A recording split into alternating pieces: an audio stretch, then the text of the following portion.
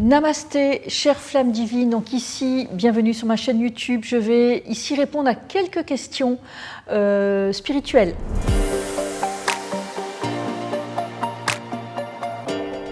Bonjour Mézaël, ça me fait très plaisir de te revoir parce que justement j'ai plein de questions à te poser aujourd'hui. Déjà la première qui me vient en tête, c'est tu m'as parlé de piliers, de lumière, de technologie, d'assistante divine. Qu'est-ce que c'est que tout ça ? Moi, j'adore parler de technologie d'assistance divine, j'appelle ça des TAD. Les technologies d'assistance divine, pour moi, ce sont des outils dont on a besoin aujourd'hui pour faire face finalement à ce qui se passe actuellement. Qu'est-ce que ça veut dire ? On voit bien, ça bouge dans tous les sens, il y a une forme de déclin, une forme d'agitation, une forme de stress, une forme de violence, brutalité, etc. dans le monde. Et du coup, les personnes peuvent se dire comment est-ce que je peux être bien dans ce monde ? Comment est-ce que je peux continuer d'évoluer dans ce monde qui s'agite ? Comment je peux être en paix dans un monde qui est en guerre, etc. Et pas seul, on a besoin d'assistance, c'est ça en gros ? Alors, en fait, la majorité des gens doivent comprendre, en tout cas, je m'adresse surtout à des gens qui sont sur un chemin spirituel, ou en tout cas des personnes qui se posent les vraies questions, les bonnes questions, qui sont vraiment des chercheurs de vérité, mais de leur vérité, parce que la vérité extérieure, est-ce qu'on l'aura un jour, je ne sais pas, mais on est là pour moi, enfin selon moi, pour retrouver notre vérité intérieure. Et par rapport à ça, ce que les gens doivent comprendre, c'est que on n'a pas été parachuté là sur la Terre pour se dépatouiller tout seul en étant aux prises avec des prédations, des agressions de toutes sortes, par exemple, ou des agitations de toutes sortes. On a été, ok, on est là, mais ici, on n'est pas démunis, on n'est pas impuissants, on a de l'aide. Et ces piliers de lumière, ils viennent s'inscrire dans... Alors déjà, je voudrais d'abord parler des technologies d'assistance divine, parce que justement, c'est-à-dire que les technologies d'assistance divine, elles comprennent les piliers de lumière. Okay. Donc aujourd'hui, on a différentes façons de trouver des solutions pour être bien et pour se développer dans un monde qui est en train de se déconstruire, on va dire. Et dans ces aides-là, moi, là où j'ai trouvé beaucoup de soutien, beaucoup d'aides pertinentes et surtout adaptées aux mots MAUX d'aujourd'hui, pour moi, ce sont les technologies d'assistance divine. C'est-à-dire que, je donne un exemple, la flamme violette, pour moi, c'est une technologie d'assistance divine. C'est-à-dire que c'est un outil sacré, c'est un outil de lumière qui vient pour nous aider à nous débarrasser de miasmes, de plein de pollutions en fait qu'on peut avoir, qui nous entourent tous les jours. Qui nous entourent.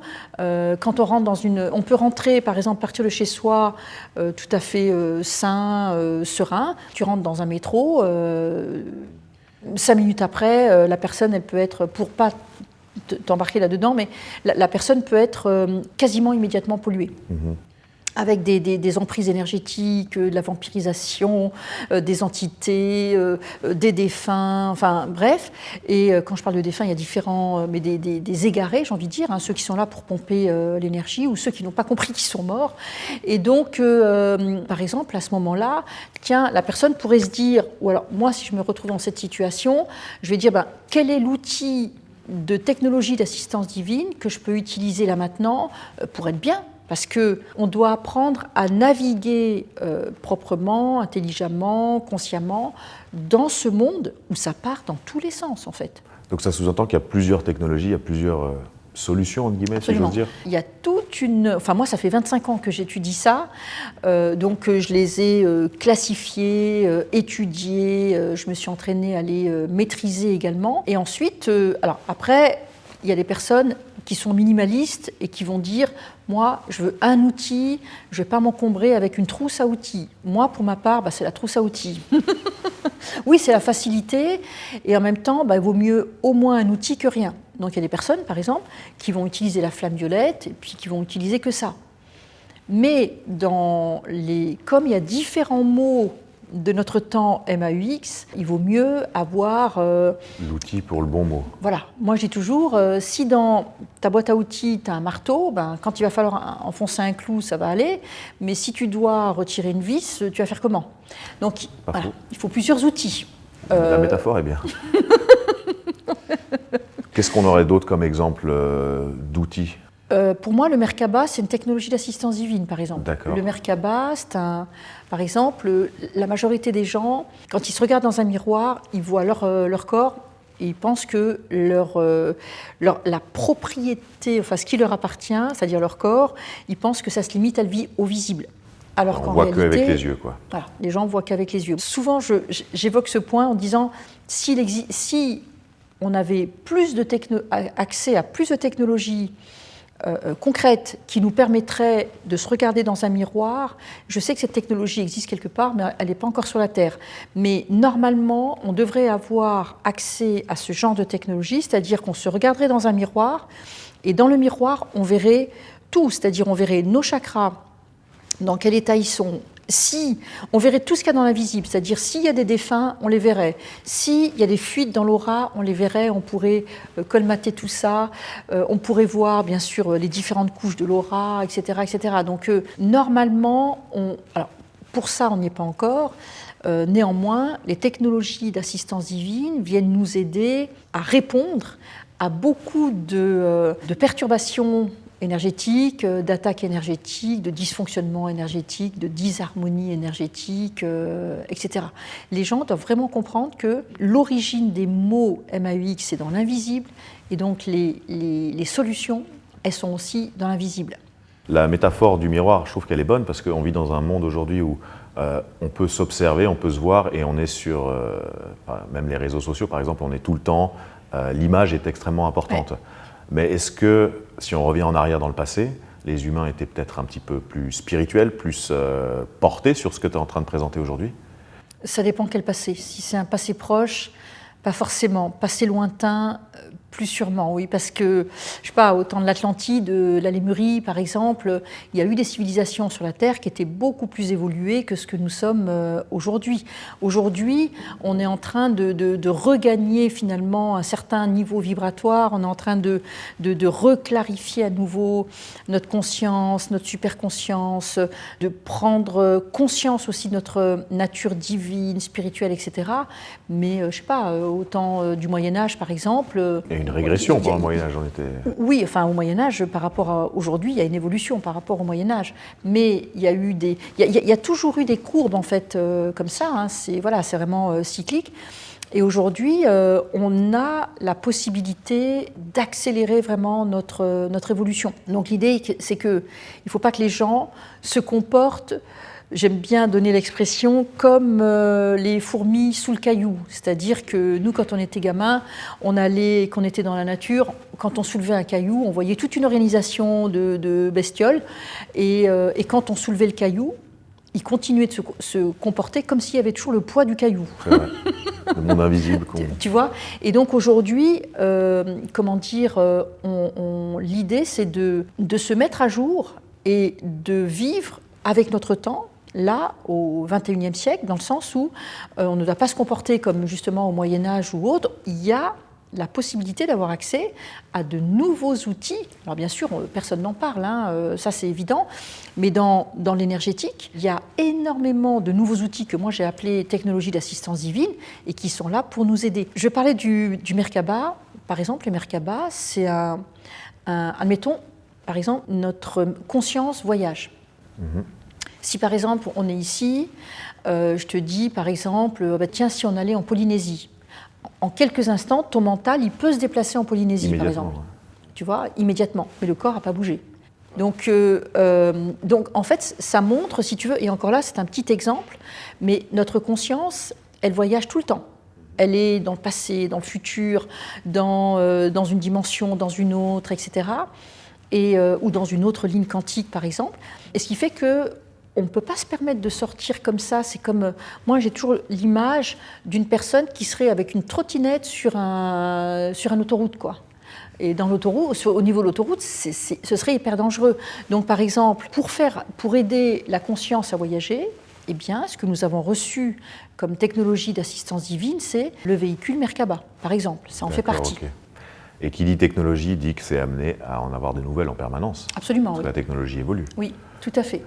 Et justement, je voulais parler des piliers de lumière.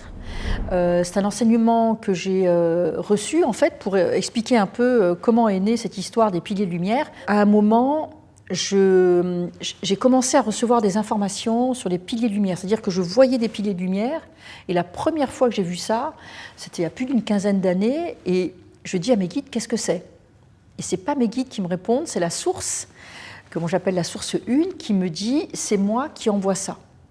Ça vient directement de la source, en fait. Je dis, mais à quoi ça sert? C'est pour vous aider, c'est pour vous soutenir. Et puis moi, je me dis, ok, certes, mais bon, je suis occupée.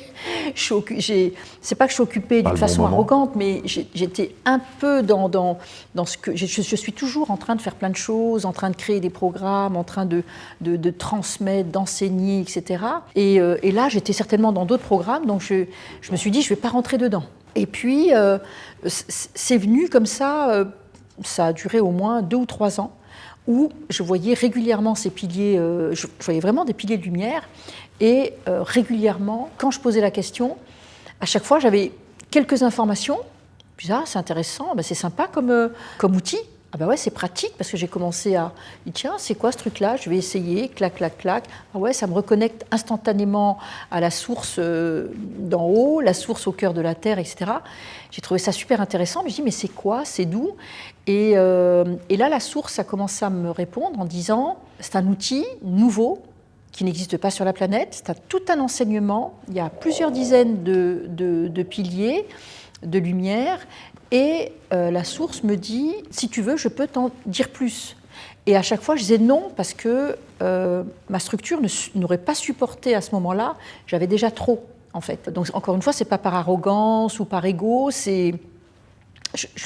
comme j'ai accès à... Je vois plein de choses, je me dis, je ne vais pas gérer tout ce que je vois. Donc, je me suis dit, non, ce truc-là, j'y touche pas. Il y a bien quelqu'un qui va le voir et qui va le gérer et qui va développer cet enseignement des piliers de lumière. Donc je me suis dit au départ, c'est pas pour moi.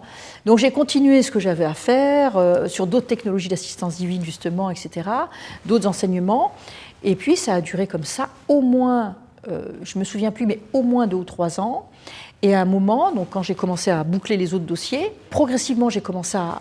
Tout ce que je notais, tout ce que je recevais comme pilier, je le notais. Ah, il y a ça comme pilier, waouh, c'est intéressant. Ah, puis il y a ça, il y a le pilier de lumière, il y a le pilier d'amour, le pilier du bonheur, le pilier de la transmutation, le pilier de protection, il y a le pilier de l'immortalité, d'accord. Ah, il y a aussi le pilier de la longévité. Et à chaque fois, il y avait tout un enseignement hyper... pas technique, mais un enseignement divin, j'ai envie de dire, très précis sur chaque fonction de chaque pilier, en fait. Après, à un moment, j'ai dit, mais je vois que personne n'en parle. Je suis allée sur Google, je me suis dit, ni en anglais, ni en français... voir si quelqu'un en parlait, c'est ça? Voilà, apparemment, personne ne s'est déclaré d'une certaine façon en se disant, tiens, il y a cet enseignement, je vais vous le partager, etc. Du coup, j'ai parlé à la source et j'ai dit, mais il n'y a personne qui a développé ça, il n'y a personne qui a vu que c'est un enseignement absolument génial et qu'il doit être diffusé. La source m'a dit non, j'attends que quelqu'un... Moi, j'envoie, la source m'a dit comme ça, moi, j'envoie les infos et j'attends que vous soyez prêts pour recevoir en tant que réceptacle. Comme tu étais il y a 15 ans en arrière, en fait. Ouais, et du coup, c'est là que j'ai dit, ok, je suis volontaire pour recevoir cet enseignement. Et du coup, la source m'a envoyé énormément de codes, super codes, des clés, des combinaisons énergétiques, etc. Plein d'enseignements. Donc j'ai vraiment été téléchargée à ce moment-là. Et j'ai reçu beaucoup de connaissances sacrées. J'ai vraiment reçu ça. Quand je reçois ça, en général, ça vient directement dans mon ADN. Ça vient pas que dans la conscience. C'est ce que j'allais te demander, comment ça se passe et en combien de temps ça vient? En général, des enseignements comme ça peut se passer sur plusieurs années. Là, sans m'en rendre compte, j'avais déjà intégré un certain nombre de piliers. Mais de façon un peu anarchique ou déstructurée. J'avais dit, tiens, il y a ça, il y a ça. Et puis, le jour où je me suis posée, et j'ai dit à la source, ok, j'ai dit, ok, je suis d'accord, je suis volontaire. Donc j'ai fait jouer mon libre arbitre et j'ai dit ok, je prends. Je veux bien être celle qui va recevoir cet enseignement et qui va le transmettre et le diffuser. Et du coup, ça m'a pris énormément de temps, beaucoup de travail, beaucoup d'énergie. Il y a des choses que je ne comprenais pas au début. Il y avait, des fois c'était logique, des fois c'était pas logique. J'ai pris plein de choses en pleine poire aussi, dans le sens où, pleine poire entre guillemets, dans le sens où quand on reçoit des paquets d'informations comme ça, ça fait beaucoup à traiter. Ouais. Ça fait beaucoup à traiter, donc ça fatigue le corps. Plus le reste aussi, parce qu'il n'y avait pas que ça. Moi, je ne fais jamais une seule chose. Donc, je ne sais pas, ça a dû me prendre au moins 2 ou 3 ans d'intégration. Ça veut dire qu'il faut être plutôt réceptif. On ne peut pas être réceptif à toutes les technologies en même temps aussi. Non, en fait, pour moi, enfin, selon mon expérience aussi, à la fois en tant que personne qui utilise les outils, mais personne qui enseigne aussi ces outils sacrés depuis 25 ans, l'idéal, c'est d'y aller crescendo, c'est-à-dire, tu vas dire par exemple, bah, tiens, je vais travailler la flamme violette, c'est une technologie d'assistance divine simple. Elle a une forme de complexité, mais on peut la prendre aussi de son côté simple. Et puis, ça peut prendre des années à intégrer. Mais quand tu vas enclencher ça, au bout de quelques temps, ça peut être au bout de quelques mois, tu peux enclencher une autre, TAD, une autre technologie d'assistance divine, et puis après commencer à jongler avec l'une ou l'autre. Pour ma part, je jongle avec plusieurs dizaines de technologies d'assistance divine. Je m'amuse, je m'entraîne, et je m'amuse, je m'entraîne, et surtout, ce qui est important pour moi, c'est la recherche. Donc, j'aime bien, des fois, je les reçois comme ça, mais des fois, j'aime bien aussi provoquer, c'est-à-dire que volontairement, je monte sur des plans élevés de conscience, et là, je fais mon marché. Ok, je vois. Mais ça, c'est pas donné à tout le monde, ça. Non, c'est pas donné à tout le monde. Il faut du temps. C'est une disposition de la conscience. Voilà, c'est une disposition de la conscience à être ici, dans le matériel, à être en paix avec le matériel, et en même temps à aller où tu veux dans les plans supérieurs, le jour et la nuit. Mais il faut quand même certaines prédispositions, non ? Oui, mais les prédispositions, ça se travaille. C'est-à-dire que c'est le fruit d'un travail. Okay. Voilà, c'est le fruit d'un travail, de cette vie, d'autres vies, etc. Et pour en venir aux piliers de lumière, du coup, ce que la source m'a demandé, c'est de les recevoir, de les intégrer déjà pour moi. Je ne peux pas donner un enseignement si j'ai accueilli une chose à moitié. Ce ne serait pas pratique à transmettre. Et la majorité de mes étudiants, quand ils reçoivent un enseignement, en fait, aujourd'hui, en spiritualité, on voit beaucoup de choses.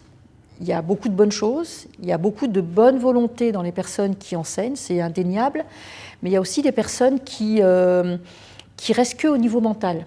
Et comme mes guides m'ont dit cette phrase récemment, justement, ils m'ont dit l'énergie, et que j'ai transmise à mes étudiants, l'énergie ne doit pas s'aborder d'un point de vue mental. L'énergie doit être abordée d'un point de vue énergie. Donc ça veut dire que l'énergie demande à être expérimentée, demande à être vécue. Et c'est pour ça que moi, par exemple, je suis toujours dans l'action, à tester, à intégrer, à activer des choses et tout ça, pour vivre l'énergie énergétiquement. Sinon, dans le bouddhisme, on n'évolue pas. On appelle ça des mondanités, donc on va en parler, c'est bien. Mais and so what? Qu'est-ce qui s'est passé? Il ne s'est pas passé grand-chose dans l'énergie.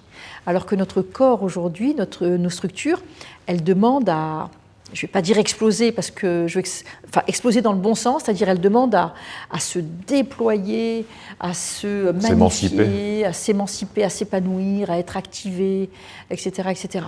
Et donc, moi, par exemple, comme je pense toujours à comment je vais transmettre un enseignement sacré ou un enseignement de haut niveau vibratoire, la meilleure façon, c'est que je le reçoive, je le comprenne, je l'intègre jusque dans ma cellule, jusque dans mon ADN.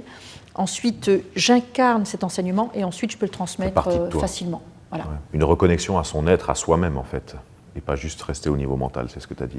Oui, tout à fait, oui. Alors, reconnexion à soi-même, oui, mais à des niveaux à chaque fois supérieurs. Ouais. En tout cas, tu vois que le sujet est vaste et que moi, je suis une passionnée, je suis tombée dans le chaudron, donc je pourrais en parler pendant des heures. Je ne sais pas, est-ce que ça répond à tes questions? Non, ça répond très clairement à mes questions. Alors, non, ça répond ou oui, ça répond? Oui, ça répond. Ça répond à la majorité des questions. Après, évidemment, c'est quelque chose que j'ai envie d'aborder plus en détail, mais là au moins, j'ai déjà un meilleur aperçu. Un bon éclairage. Ouais, parce que c'est des sujets qui étaient sur la table, mais ok, voilà, d'accord, ça marche. T'as dégrossi. Ok, super. Je te remercie. Merci à toi, Mezaël, merci beaucoup.